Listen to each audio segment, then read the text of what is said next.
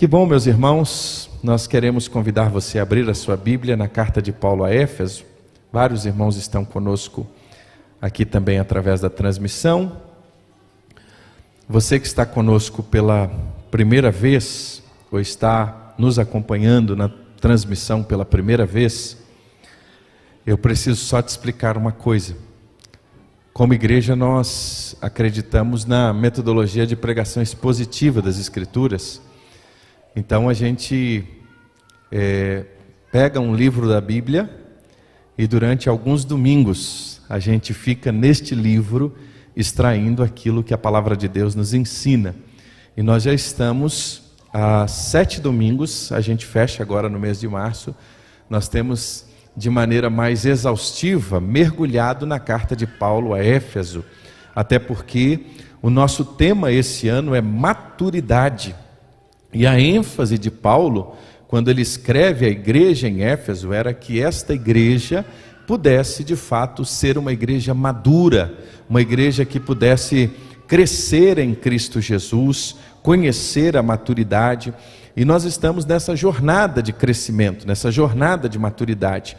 Com a igreja completando 3 anos, Deus tem falado muito ao nosso coração que é hora de nós mudarmos de nível naquilo que é a nossa relação com o Senhor, a nossa relação da busca do Senhor, da intimidade com o Senhor, na nossa relação de crescimento, irmão Hamilton, com o Senhor. E durante algumas semanas então, nós começamos e estamos mergulhando. Pastor, eu não assisti, não pude participar das outras mensagens, eu perdi uma ou outra. Vai lá na Hope TV, no nosso canal do YouTube, você vai ver uma playlist lá chamada Maturidade. Já tem 7 mensagens lá, se eu não me engano. Desde a primeira ministrada pelo pastor William, naquela nossa introdução ao tema. Depois nós começamos falando sobre a sabedoria do Espírito Santo, que é a primeira oração de Paulo, quando ele ora pela igreja. Ele pede à igreja que possa conhecer e vivenciar a sabedoria vinda do alto. Depois nós falamos sobre aonde a igreja deve ser edificada em Cristo. Uma igreja edificada em Cristo. Aí a gente parou para aprender sobre esse valor da edificação em Cristo.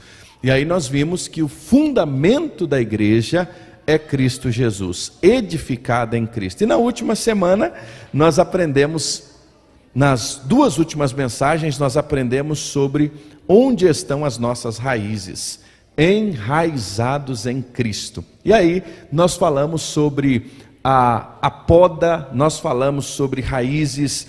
Não sei se os irmãos lembram daquela imagem bonita que nós colocamos aqui, onde nós aprendemos que as raízes de uma árvore, muitas vezes, ela pode chegar até 6 vezes maior do que o tamanho da copa.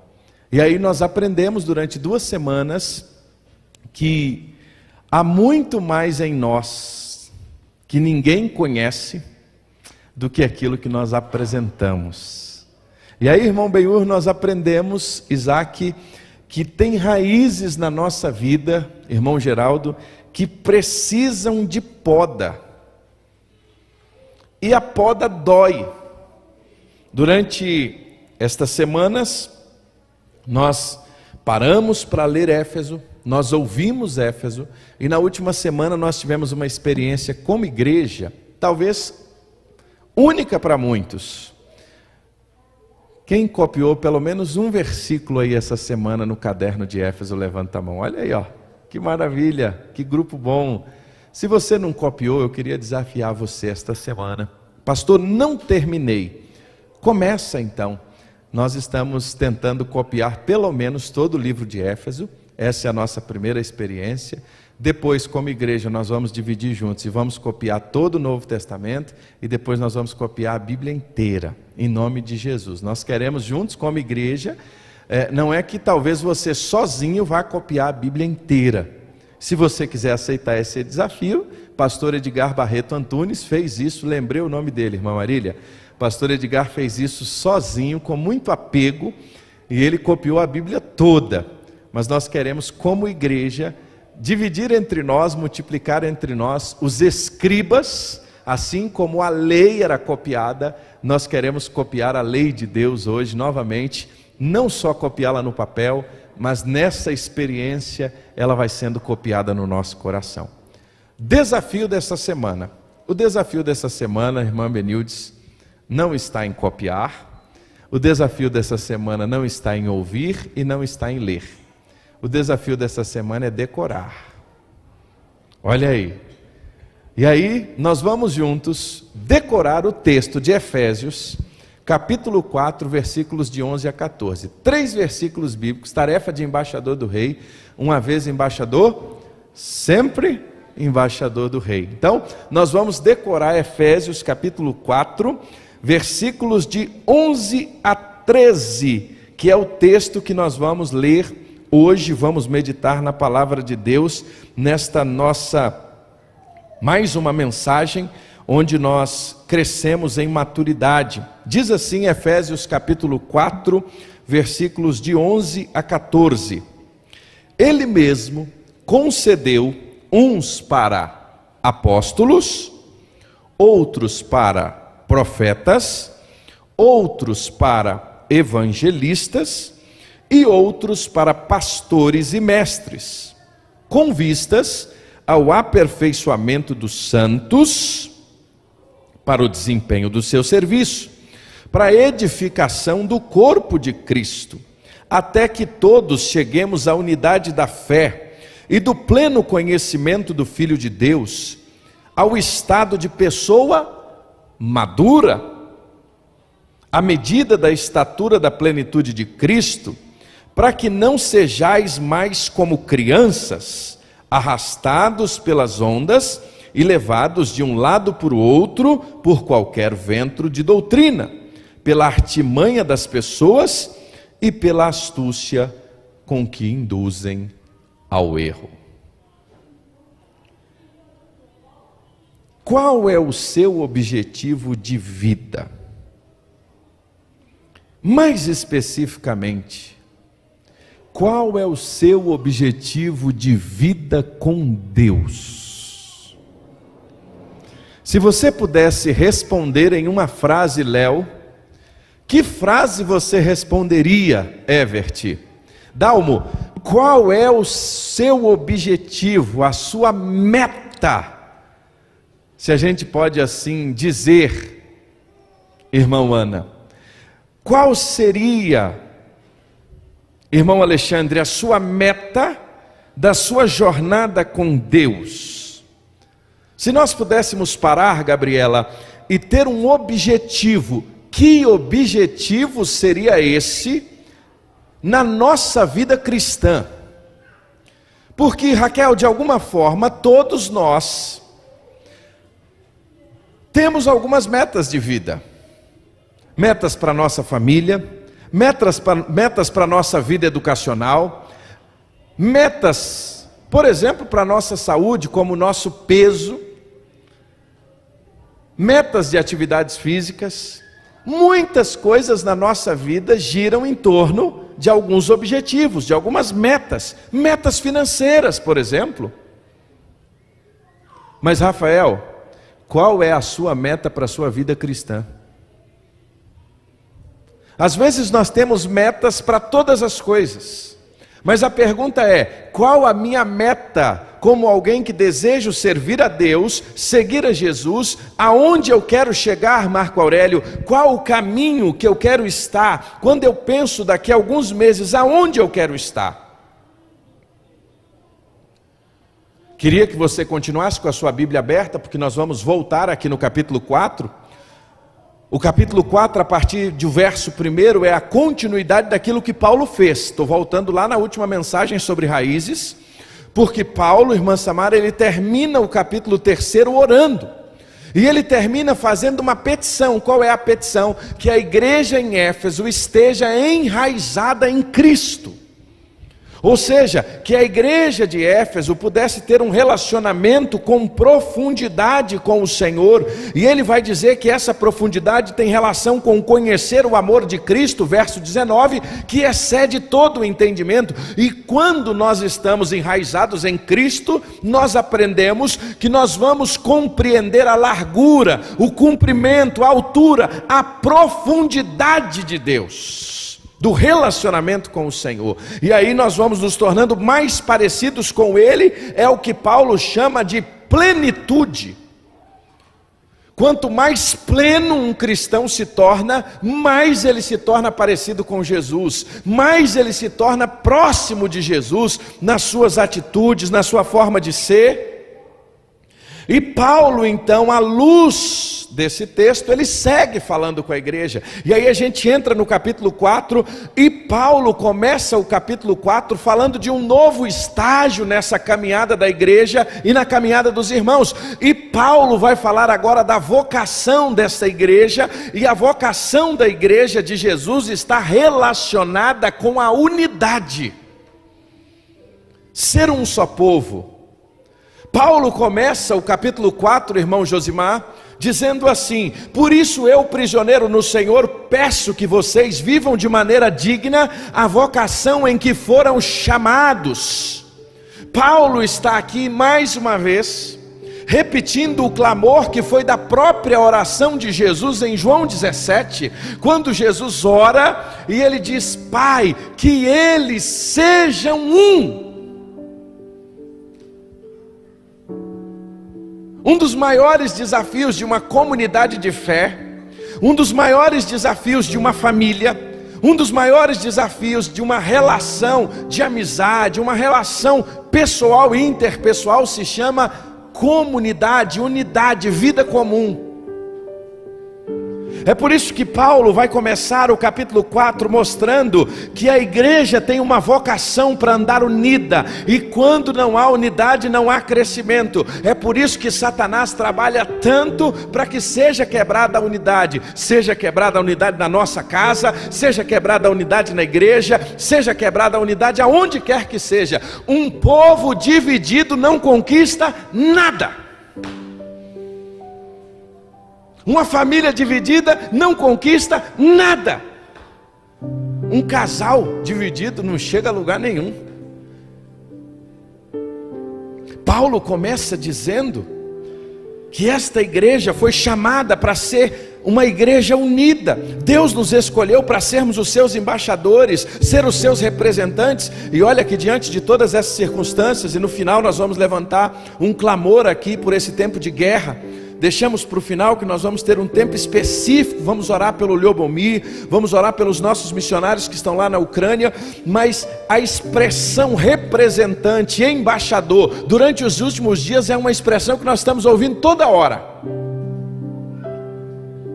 Eu e você somos embaixadores de Cristo nessa terra, e como embaixador, irmã Lúcia, Paulo está dizendo que nós precisamos viver em unidade, uma vocação, uma vida digna, de acordo com esse chamado. E essa igreja, a igreja de Jesus, tem a alegria de ser chamada família de Deus, e isso inclui sermos cheios do Espírito Santo, e na caminhada com Jesus, a vocação em que nós fomos chamados, nós precisamos demonstrar o fruto do Espírito.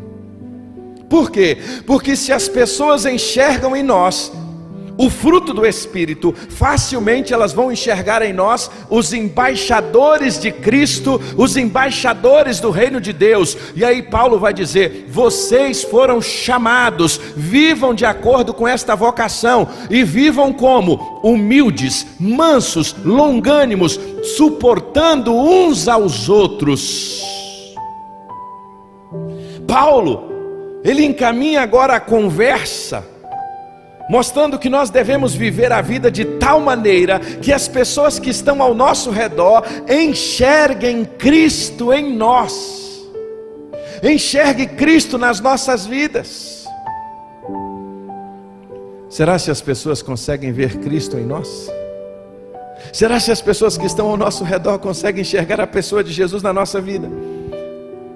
Paulo usa uma expressão dizendo que nós somos o bom perfume de Cristo. Que perfume nós exalamos por onde nós passamos? Qual o perfume que se exala da nossa vida, das nossas atitudes? Paulo está chamando esta igreja, por isso que eu disse, nós precisamos ficar algumas semanas em Éfeso, porque Éfeso é um chamado à maturidade. Paulo está chamando esses irmãos por uma reflexão profunda, e a nós. E ele vai caminhar nessa direção, e ele vai mostrar que ele estava preso. E ele diz: eu, prisioneiro no Senhor, preso por quê? Preso por causa do Evangelho. Porque Paulo viveu isso de maneira tão intensa, que o seu testemunho, a sua vida, Carol, começou a incomodar as pessoas que estavam ao seu redor. E ele diz: vivam com mansidão, vivam com longanimidade, suportem uns aos outros. Sabe por quê? Porque esta é a vocação que vocês têm. Mas ele termina dizendo: façam tudo isso, essa etapa do texto, preservando a unidade do Espírito, que é o vínculo da paz. Estudando esse texto essa semana, eu aprendi uma coisa que eu nunca tinha visto. Por isso que é bom estudar a palavra de Deus, ela se renova. Paulo não diz, irmão Cardoso, que eles deveriam gerar unidade. Interessante isso. Paulo não diz assim, que vocês gerem unidade entre vocês.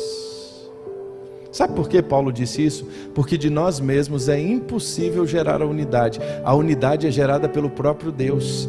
Mas Paulo está dizendo o seguinte: preservem a unidade que já foi gerada pelo próprio Deus. A nossa missão é preservar essa vida comum, é preservar a vida de amor um ao outro. A nossa missão como igreja está em preservar a unidade, porque Jesus já criou a unidade. A igreja é incapaz de criar a unidade, mas a igreja é capaz, pelo poder do Espírito Santo, preservar a unidade que há no corpo de Cristo. E nessa preservação, irmã Benildes, Paulo está dizendo, ele apresenta algumas formas: há um só corpo, um só Espírito, uma só fé, uma só esperança, um só Senhor, um só batismo. E aí Paulo vai dizer que um só Deus age por meio de todos, e por meio de todos nós, Ele está em nós.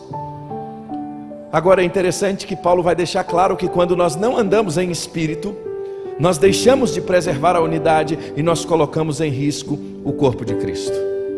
Paulo segue no texto, e eu quero que você continue acompanhando. A partir do versículo 7, Paulo vai falar que a graça foi concedida a nós. Paulo agora vai relacionar o serviço. Paulo fala da igreja que vive unida, mas agora da igreja que serve.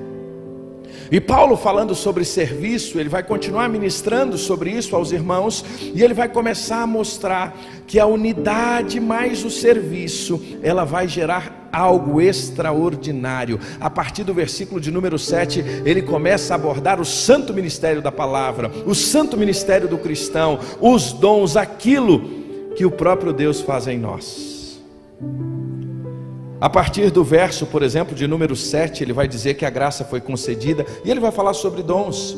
E aqui tem um versículo muito interessante, que tem várias interpretações sobre ele, que diz que quando ele subiu às alturas, levou o cativo ao cativeiro e concedeu os dons aos homens. Ora, aquele que subiu, senão também aquele que desceu às regiões inferiores da terra, aquele que desceu também é o mesmo que subiu acima de todos os céus, para encher todas as coisas.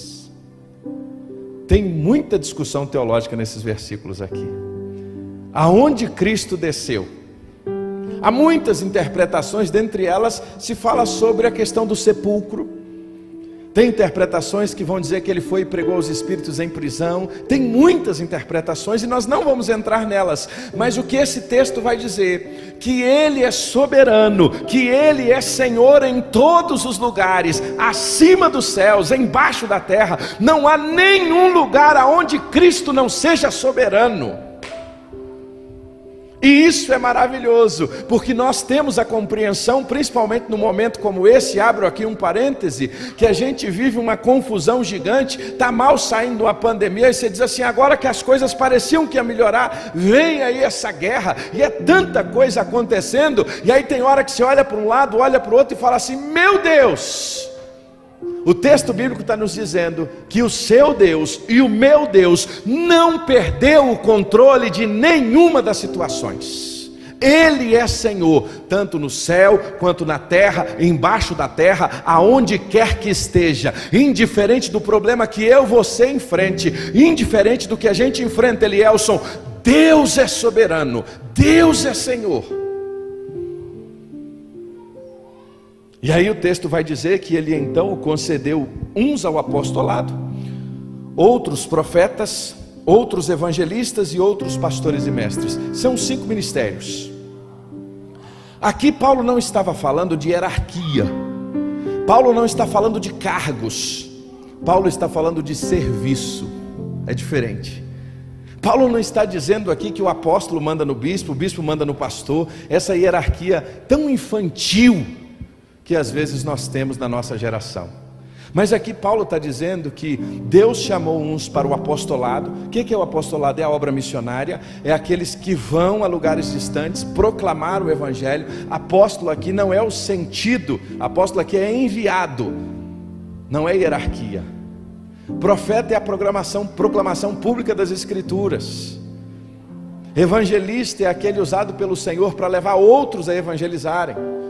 Pastores e mestres, pastoreio, o cuidado, o mestre, o ensino. Agora isso foi dado para quê? O Senhor concedeu a cada um dons e talentos para que sejamos instrumentos nas mãos do Senhor. E o próprio texto vai dizer, versículo 12: com vistas ao aperfeiçoamento dos santos, para o desempenho do seu serviço, para a edificação do corpo. Os dons são dados à igreja para a edificação da igreja.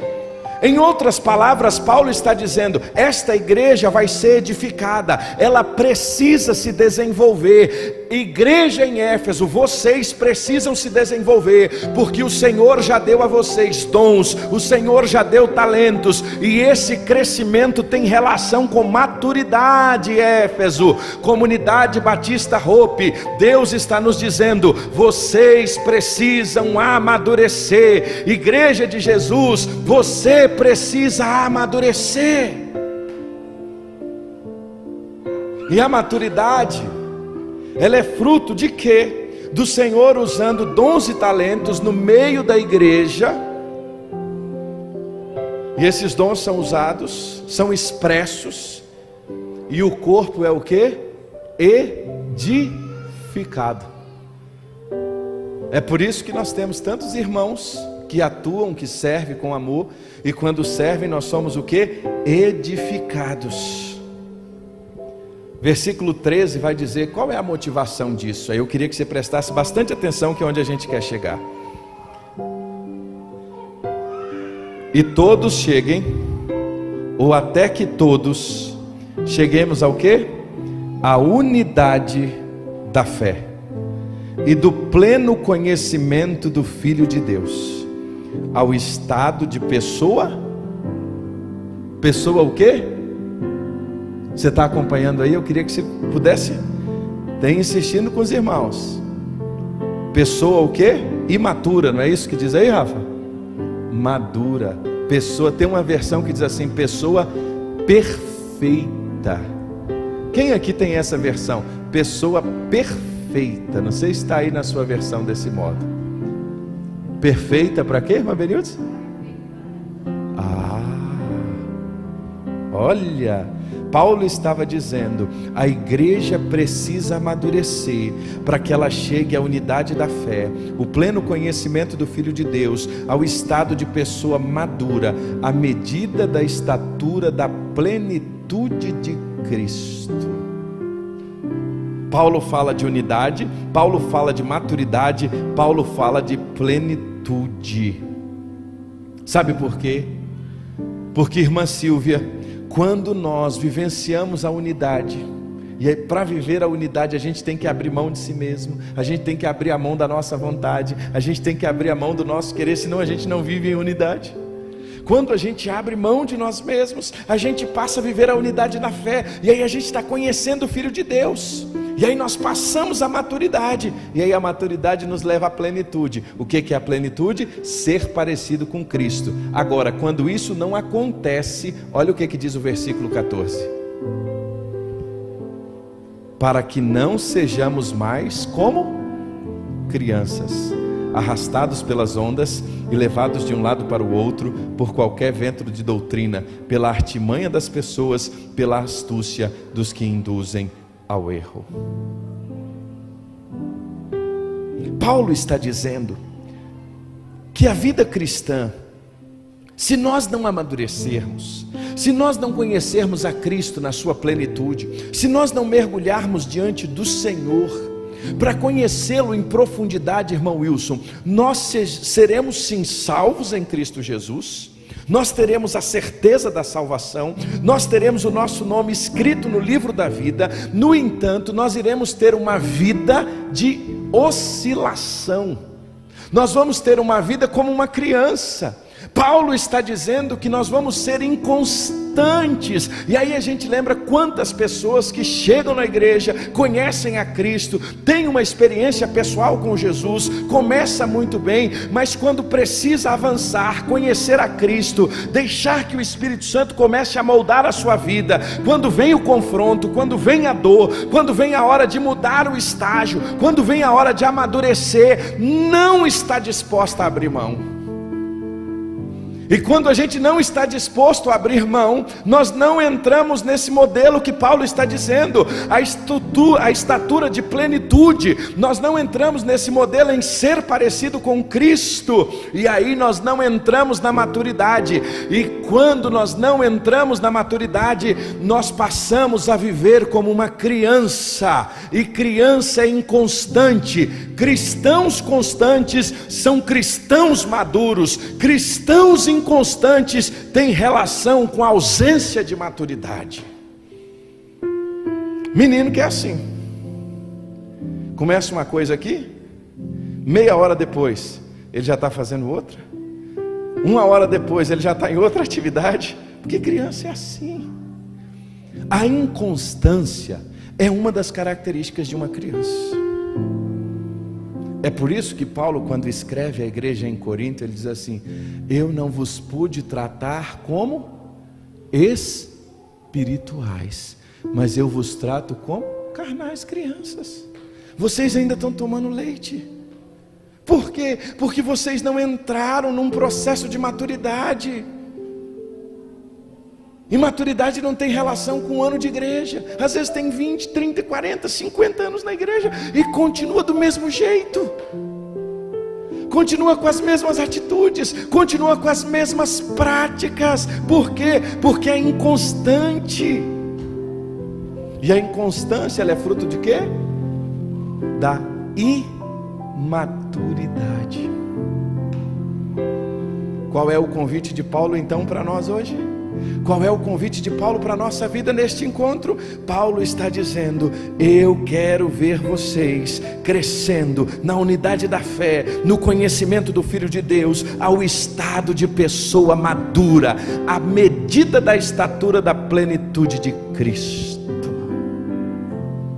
Paulo está dizendo: Dalmo, o seu maior objetivo na sua vida espiritual é maturidade, Dalmo. O maior objetivo da nossa jornada com Cristo é buscarmos a plenitude, é buscarmos sermos mais parecidos com o Senhor. É aquela música que a gente sempre canta, que é lindíssima: mais de ti e menos de mim, mais do Senhor e menos de mim, mais de ti, mais de ti, mais de ti. Paulo estava dizendo àqueles irmãos: tenham por objetivo amadurecer, para abandonar a inconstância. O que é que Paulo está nos ensinando hoje para a gente caminhar para o fim?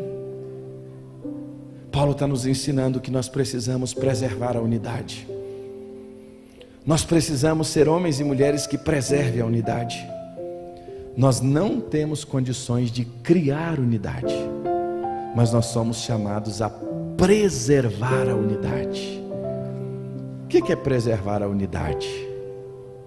Atitude simples. Se alguém vem fazer aquele pedido de oração para você, que você sabe que não é pedido de oração, é fofoca, corta ele na hora. É preservar a unidade quando alguém quer briga. Quando não quer, dois não brigam. Só existe confusão se dois quiserem brigar. Aí a gente aplica isso na nossa casa, isso aplica na nossa família. Nós precisamos ser preservadores da unidade. Passa pela decisão em preservar a unidade na igreja, na família, no seu dia a dia. Eu quero ser um agente de paz e não um agente de guerra. Irmãos, tem me preocupado a postura de muitos crentes ultimamente, aí até mesmo nas redes sociais. Tem crente em guerra, literalmente. Tem gente que esqueceu que teve um encontro com Cristo. Tem gente que esqueceu que Ele é um mensageiro da paz. Tem gente torcendo por coisas que Jesus jamais torceria.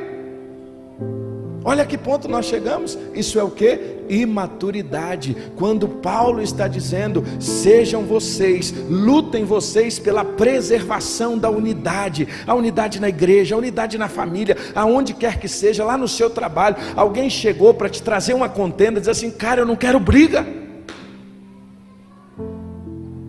Todo dia você vai ter chance de brigar. Todo dia você vai ter chance de criar uma quizumba, como diz o outro. Todo dia você vai ter chance de arrumar um problema. Mas, irmã Fátima, nós precisamos tomar uma decisão: eu irei preservar a paz.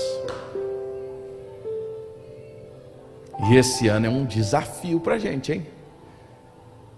Principalmente daqui a pouco, que as eleições deram aquecida aí. Vai começar uma guerra ideológica. E aí, se você não tomar cuidado, você não vai ser alguém que vai preservar a paz. Você vai ser alguém que, quando a eleição passar, você vai ter vergonha de falar com algumas pessoas. Sabe por quê? Porque seu nível baixou tanto. Não estou dizendo aqui que nós não devemos defender princípios. Meio do ano em diante eu vou começar uma série grande aqui. Deixa eu estar mais perto da campanha. Como batistas, nós não temos candidatos, os irmãos são livres. A plena consciência é um princípio nosso. Dia que você ouvir falar assim: esse candidato é da igreja batista, estão mentindo. Um dos nossos princípios é a livre consciência. Você vai orar e Deus vai te mostrar a quem você deve exercer a sua cidadania. Mas como pastor, eu preciso te dizer uma coisa: nós precisamos literalmente exercer a nossa cidadania, investindo e votando em gente de princípio. Aí eu vou falar sobre princípios, não sobre pessoas. Se seu candidato, por exemplo, defende o aborto, ele não é um bom candidato para você. Sabe por quê? Porque ele vai contra a palavra de Deus. Ele vai contra um princípio maior do que a vida. Se seu candidato defende algumas dessas políticas nessa linha que vai contra as escrituras, você precisa de fato avaliar se é ele mesmo. Não estou dizendo o nome de A ou de B, eu estou dizendo que são princípios. Mas o que vai acontecer conosco esse ano? Se a gente não tomar cuidado, a gente vai arrumar uma guerra. Uma guerra. E uma guerra na igreja.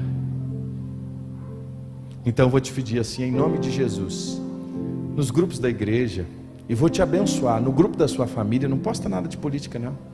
Se você quiser conversar com alguém, chama assim, conversa no particular, conversa mais individual. Sabe por quê?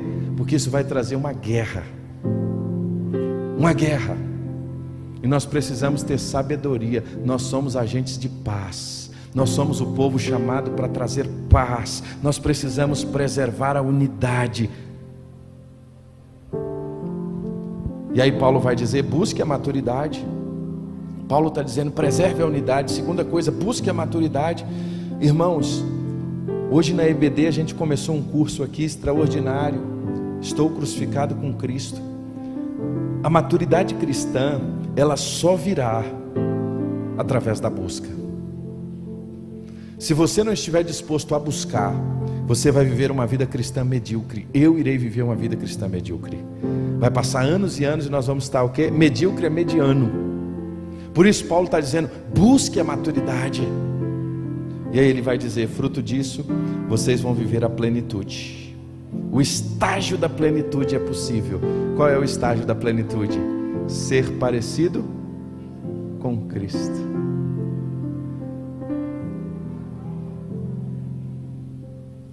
Tem gente que só da gente olhar, a gente diz assim: essa pessoa é de Deus. Tem gente que não precisa nem abrir a boca. Tem gente que não precisa nem falar. Não estou dizendo que a gente não deva pregar, devemos sim, a fé vem pelo ouvir a palavra de Deus. Mas eu estou dizendo que são pessoas tão amáveis, gente que tem tanta relação com Deus, gente que tem tanta intimidade com Deus, que você olha para ela e diz assim: eis um homem de Deus, eis uma mulher de Deus. Não precisa dizer nada, não precisa dar crachá, não precisa dar carteirada, não precisa falar alto, não precisa rodar nem sapatear. É só a doce presença do Espírito Santo. Paulo está dizendo que isso é possível a nós.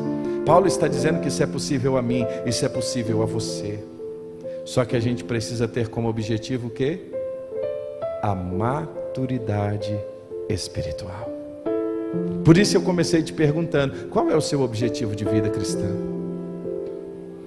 Aonde você quer chegar? Aí agora eu te pergunto: você está satisfeito com a sua vida com Deus? Se você pudesse dar uma nota para a sua vida com Deus, de 0 a 10, que nota você daria? Se você pudesse assim, dizer assim: olha, eu vou dar uma nota agora no meu relacionamento com o Senhor, que nota você daria? Paulo termina esse capítulo e eu fecho aqui. Ele termina falando que quando nós alcançamos essa estatura, nós não vamos viver mais como os gentios, as pessoas que não conhecem a Deus. Paulo está dizendo que quando a gente conhece a Cristo em tal maneira, em tal profundidade, ele vai dizer que nós não vamos viver mais como os gentios, viver na vaidade dos próprios pensamentos, com o entendimento obscurecido, separado da vida de Deus, na ignorância, pela dureza do nosso coração. E aí Paulo vai dizer, tornando-se insensível. O homem, quando ele não conhece a Deus com profundidade, ele se torna insensível. E de forma desenfreada, diz o versículo 19, ele comete todo tipo de impureza. Mas ele traz um mas, porém, todavia, gigante aí no versículo 20. Mas, Ana Vitória, na língua portuguesa é o quê? Mas, porém, todavia, qual a classificação dela? Quem é? É o que, Delei? Uma conjunção? Adversativa. Mas, porém, todavia. Isso significa na língua portuguesa que todas as vezes que eu tenho esta expressão, vai vir algo que é diferente daquilo que foi proposto anteriormente. Aí Paulo diz assim: vocês estavam vivendo como gentios, mas, porém, todavia, no momento em que vocês conheceram a Cristo, vocês aprenderam de Cristo, ouviram falar dele, foram nele instruídos, agora vocês não andam mais na maneira antiga de viver. Isso aqui, irmãos, é o que nós devemos fazer amanhã, segunda-feira. Deixar de lado a velha natureza, que corrompe segundo o desejo enganoso, e deixar ser renovado pelo Espírito Santo de Deus, ser revestido da nova natureza, criada segundo Deus, a sua justiça e a retidão. Aí Paulo, a partir do versículo 25, dá uma lista. O que eu não devo fazer ao sair daqui? A gente gosta de muita coisa prática, né? Dalmo, o que eu preciso fazer então rumo à maturidade? Verso 25: deixe a mentira, fale a verdade com o seu próximo. Nós somos membros do mesmo corpo. Fique irado, mas não peque. Olha aí, ficar irado e não pecar. E ele vai dizer: não deixa se pôr o sol sobre a vossa ira. Sabe por quê? Isso você vai dar lugar ao diabo. Aquele que roubava, não roube mais. Pelo contrário, trabalhe. Tenha como repartir com o necessitado. E não saia da vossa boca nenhum palavrão. Não combina com um discípulo de Jesus xingar um palavrão. Quando eu vejo um crente xingando palavrão, eu tenho dúvidas do seu relacionamento com Deus. Não saia da vossa boca nenhuma palavra torpe, nenhum linguajar obsceno, mas saia da vossa boca palavras de edificação, conforme esse Paulo dá umas dicas. Ele diz assim: conforme o quê? A necessidade. Não fala demais não, só fala o que precisa. A gente só aconselha quem quer conselho, a gente só ajuda quem quer ajuda. A pior coisa do mundo é você querer ajudar alguém que não quer. Aí Paulo está dizendo assim: ajude, aconselhe, mas na medida. Porque tem gente que você vai falar e ele não quer.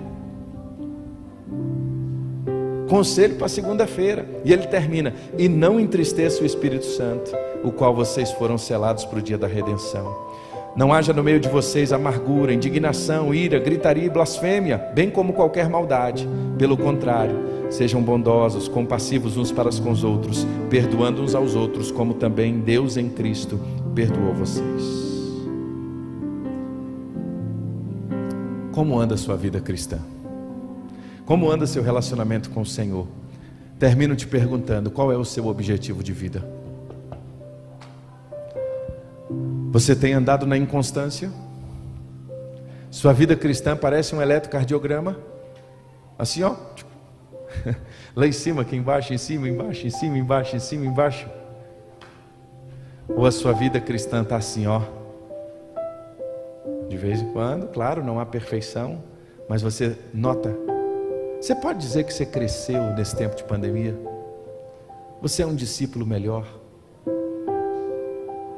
Você é um pai melhor, você é uma mãe melhor. Eu sou um pai melhor.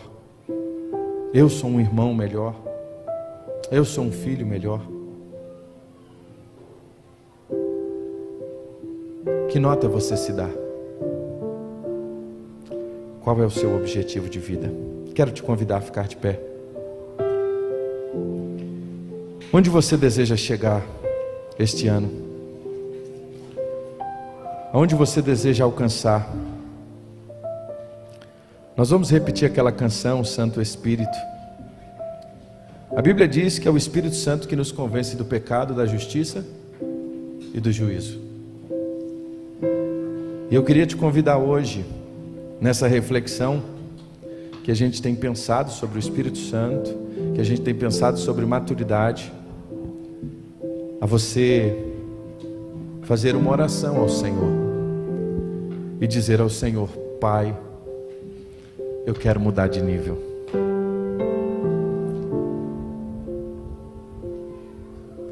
A nota da minha vida cristã está vermelha. Talvez você não sabe nem o que é isso, né, Gabriela? Talvez seu boletim não tenha essa conotação. Isso é só de quem já entrou no ENTA, né? A turma lá do ENTA, igual o pastor, sabe o que é uma caneta vermelha, né? Meu querido professor Ben-Hur, quantas vezes eu imagino que o senhor, na sua labuta diária, 2 canetas, uma azul e uma vermelha. Quando a nota era baixa, e tinha uma época, não sei se continua assim ainda, mas era 4,75. Aí de 4,75 para baixo, porque a turma ficava no 4,70, para arredondar para 5, 5 era azul, mas 4,75 era o quê? Vermelho. Pelo menos era assim o critério da Fundação Educacional há muitos anos, né? Talvez na sua escola o critério é maior. 6,9 vermelho, 7 azul. Mas agora eu pergunto a você, indiferente do critério, que nota está no seu boletim espiritual? Que nota está lá? Vermelho? Azul? Azul assim, passando, a gente usava a expressão, Alexandre, raspando. A irmã Ed sorriu, ó. Raspando, Dalmo. Será que a gente está ali no 5 raspando? Nós não podemos sair daqui sem nos dar essa resposta. E amanhã, o que você vai fazer para sair do vermelho e ir para o azul? Hoje ainda. Vamos adorar ao Senhor. E enquanto nós adoramos, eu queria te convidar a falar com o Senhor. Diga para Ele: Senhor, eu quero mudar a cor da nota do meu boletim. Eu quero sair do vermelho, eu quero entrar no azul. Senhor, eu quero sair do raspando. Eu quero melhorar. Eu quero, como ter objetivo, ser alguém maduro espiritual. Eu quero deixar a inconstância. Sabe essa inconstância na sua vida? Não é inconstância só com Deus, não. Quando a gente é inconstante com Deus, a gente é inconstante em tudo. A gente é inconstante em tudo. A gente é inconstante na família, a gente é inconstante no trabalho, a gente é inconstante em diversas áreas da nossa vida. Por quê? Porque o principal está inconstante, que é a nossa relação com Deus. Fala para o Senhor assim: Senhor, eu quero deixar a inconstância. Eu quero ser constante em Cristo. Adore ao Senhor, vamos falar com o Senhor em adoração.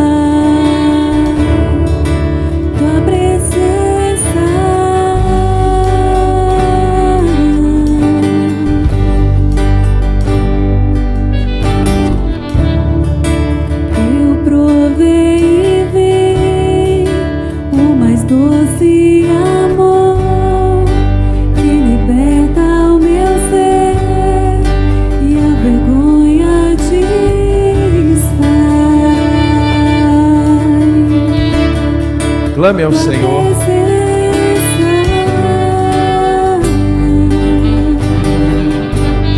Diga a Ele que Ele é bem-vindo. Santo Espírito, Tu és bem-vindo. Diga para o Espírito Santo agora. vem inundar, encher este lugar. É o desejo do meu coração, sermos inundados com tua glória, Senhor.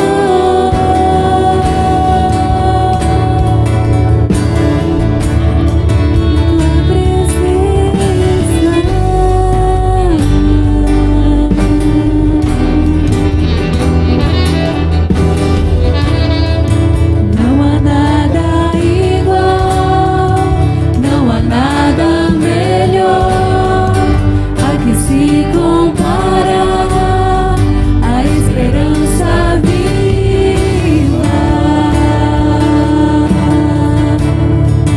Tua presença,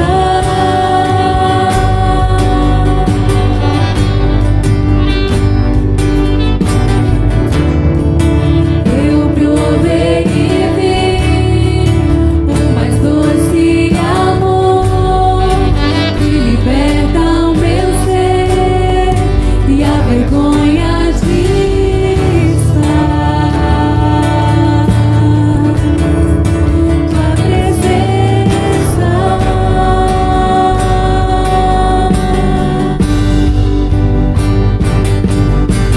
Santo Espírito, és bem-vindo aqui. Vem inundar, encher este lugar. É o desejo do meu coração, sermos inundados com tua glória, Senhor.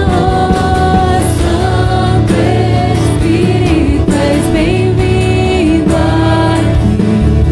Vem inundar, encher este lugar. É o desejo do meu coração, sermos inundados com tua glória, Senhor.